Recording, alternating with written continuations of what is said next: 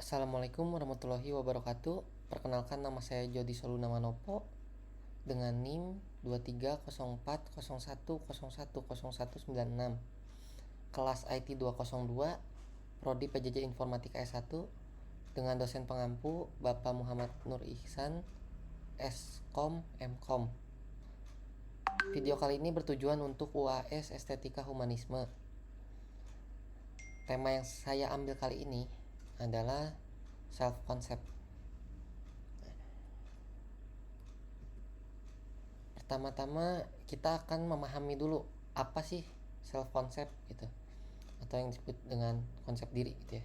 Konsep diri adalah gambaran diri yang kompleks dan dinamis, dibentuk oleh berbagai faktor internal dan eksternal ya, yang mencakup persepsi, keyakinan, dan penilaian tentang karakteristik, perilaku, dan kemampuan sesuatu individu ya.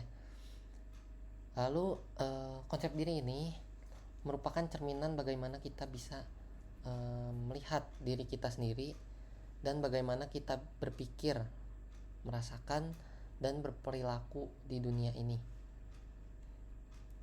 Jadi sebenarnya konsep diri ini adalah intinya adalah sebuah gambaran diri ya gitu. Lanjut, kemudian aspek-aspek penting dalam konsep diri ya. Yang pertama itu ada citra diri ya. Citra diri adalah cara seseorang memandang dirinya sendiri, termasuk penampilan fisik, peran dalam hidup, dan identitas sosial. Citra diri dapat dipengaruhi oleh masukan dari orang lain seperti keluarga, teman, bahkan media. Lalu selanjutnya ada harga diri.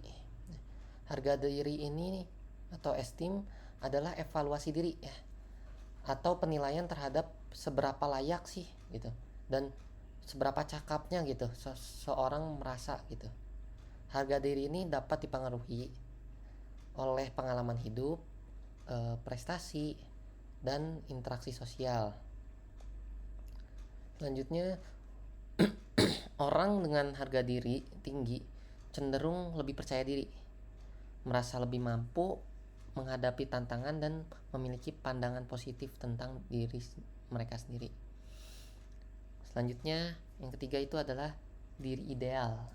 Diri ideal ini adalah gambaran tentang orang seperti apa yang kita ingin kita jadikan, yang mencakup aspirasi, tujuan, nilai, dan harapan yang kita pegang untuk diri kita sendiri. Nah, diri ideal ini juga dapat menjadi sumber motivasi dan inspirasi ya, tetapi juga dapat memicu kekecewaan jika tidak selaras dengan citra diri. Selanjutnya ada konsistensi diri ya. Konsistensi diri ini adalah kebutuhan untuk mempertahankan citra diri yang stabil dan konsisten ya. Selanjutnya ada efikasi diri ya. Efikasi diri ini adalah keyakinan pada kemampuan ya. Efikasi diri adalah keyakinan individu terhadap kemampuannya dalam melakukan tugas tertentu atau mencapai suatu tujuan. Efikasi diri yang tinggi meningkatkan motivasi dan kinerja ya. Orang dengan efikasi diri yang tinggi cenderung lebih berani mencoba hal-hal baru, mengatasi tantangan, dan mencapai tujuan mereka. Selanjutnya ada faktor-faktor yang mempengaruhi dalam konsep diri ya. Yang pertama itu adalah interaksi sosial. Interaksi sosial, jadi umpan balik dari keluarga, teman, dan komunitas memainkan peran penting dalam membentuk citra diri ya.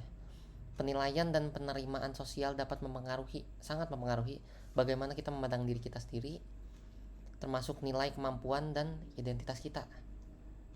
Yang kedua itu ada budaya dan nilai, yang dimana budaya seseorang dibesarkan dan nilai-nilai yang dipegang dapat mempengaruhi citra diri, termasuk pandangannya terhadap kesuksesan, kebahagiaan, dan peran gender. Dan yang terakhir faktornya itu adalah media dan representasi. Media massa seperti media massa atau film atau televisi dan iklan dapat mempengaruhi persepsi seseorang tentang apa yang ideal atau yang diinginkan. Gambar-gambar yang ditampilkan dalam media dapat membentuk standar kecantikan, kesuksesan, dan perilaku yang dapat mempengaruhi citra diri kita. Selanjutnya, konsep diri dalam kehidupan sehari-hari ya. Jadi konsep diri memiliki peran penting dalam berbagai aspek kehidupan, mulai dari pilihan karir, hubungan interpersonal, hingga kesejahteraan emosional. Nah, kita bahas dari poin yang pertama dulu ya, pengambilan keputusan ya. Konsep diri mempengaruhi pilihan karir, hubungan, dan tujuan hidup. Ya. Orang dengan citra diri positif cenderung lebih berani untuk mengejar cita-cita mereka, mengambil resiko, dan membuat keputusan yang sesuai dengan nilai dan tujuan mereka. Lalu untuk poin kedua, yaitu adalah kesejahteraan emosional, yang dimana citra diri positif itu seringkali dikaitkan dengan kebahagiaan dan kepuasan hidup yang lebih tinggi ya. Orang dengan citra diri positif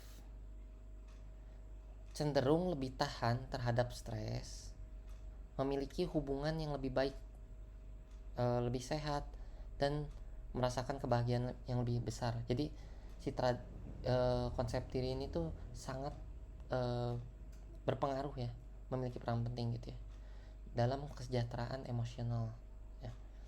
Selanjutnya yang ketiga yaitu adalah motivasi dan prestasi.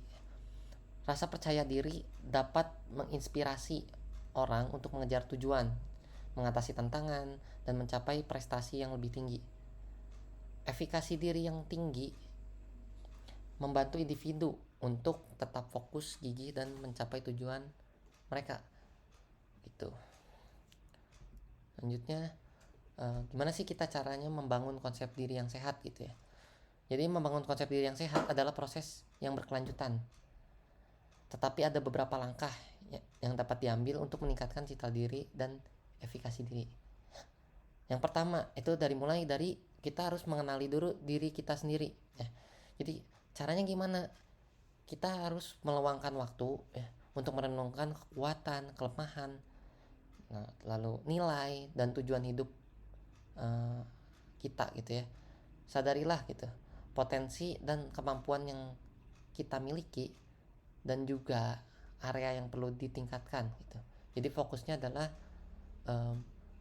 menyadari potensi dan kemampuan yang kita miliki gitu. Nah, selanjutnya itu adalah tetapkan tujuan realistis ya. Jadi maksudnya gimana? Tetapkan tujuan yang menantang tetapi realistis gitu. Dan bagi tujuan besar, jadi kita mencari dulu tujuan-tujuan penting dalam hidup kita. Lalu kita bagi tujuan-tujuan besar menjadi langkah-langkah yang kecil yang dapat dicapai. Misalnya merayakan keberhasilan kecil gitu ya. Itu kan dapat meningkatkan kepercayaan diri dan motivasi gitu. Makanya perlunya kita membagi tujuan-tujuan besar menjadi langkah-langkah yang lebih kecil. Lalu selanjutnya ada latih keterampilan baru ya. Latih keterampilan baru. Maksudnya itu adalah mempelajari keterampilan baru itu sangat dapat meningkatkan rasa kepercayaan diri dan kemampuan. Ya. Mulai dari hal-hal kecil dan secara bertahap tingkatkan kesulitan gitu. Itu juga mampu membangun konsep diri kita gitu. Lalu yang terakhir itu ada di berfokus pada hal-hal yang positif ya. Sadarilah hal-hal positif dalam hidup kita dan bersyukur atas apa yang kita miliki ya. Lalu berlatihlah untuk melihat hal-hal positif dalam diri kita sendiri dan fokus pada kekuatan dan kemampuan kita. Jadi kuncinya adalah kita harus menyadari hal-hal positif dalam hidup kita. Selanjutnya kita harus bersyukur atas apa yang kita miliki gitu. Lalu kita harus berlatih untuk melihat hal positif dalam diri kita sendiri dan berfokus pada kekuatan dan kemampuan yang sudah kita tentukan ya, dari mulai di konsep awal tadi, mengenali diri sendiri gitu ya. Lalu selanjutnya, menghindari penilaian negatif ya. Perasaan negatif dan pikiran-pikiran negatif dapat merusak konsep diri ya. Penting untuk mengenali dan mengatasi pemikiran negatif yang dapat merugikan. Yang pertama itu menghindari perbandingan ya. Membandingkan diri sendiri dengan orang lain ya, hanya akan membuat kita merasa tidak cukup baik dari orang tersebut gitu. Lalu kita harus fokus pada perjalanan kita sendiri dan jangan terjebak dalam perbandingan yang tidak sehat. Yang kedua yaitu adalah berlatih penerimaan diri ya. Jadi kita harus belajar untuk menerima diri kita sendiri apa adanya gitu, dari semua kelebihan yang kita punya, kekurangan yang kita punya, dan jangan terlalu keras memporsir diri sendiri itu tidak perlu ya, tidak disarankan gitu. Dan kita harus, yang paling penting itu kita harus belajar untuk menghargai diri kita sendiri gitu. Selanjutnya cari dukungan ya. Berbicara dengan teman, keluarga, atau terapis dapat membantu kita untuk mengatasi pemikiran yang dan perasaan negatif kita ya. Mereka juga dapat memberikan dukungan dan perspektif yang lebih objektif untuk kita gitu ya. Selanjutnya konsep diri ya, adalah sebuah perjalanan berkelanjutan ya. Jadi konsep diri ini adalah perjalanan yang berkelanjutan. Ia terus berkembang seiring dengan perjalanan dan pengalaman hidup kita gitu. Dari mulai interaksi sosial, pengalaman hidup, dan pertumbuhan pribadi gitu. Jadi makanya penting untuk tetap terbuka terhadap semua perubahan dan pertumbuhan dan semua proses yang ada gitu. Serta kita harus terus belajar dan berkembang. Oke, baik, sekian presentasi dari saya. Mohon maaf bila ada kesalahan kata, penyebutan maupun penulisan. Assalamualaikum warahmatullahi wabarakatuh.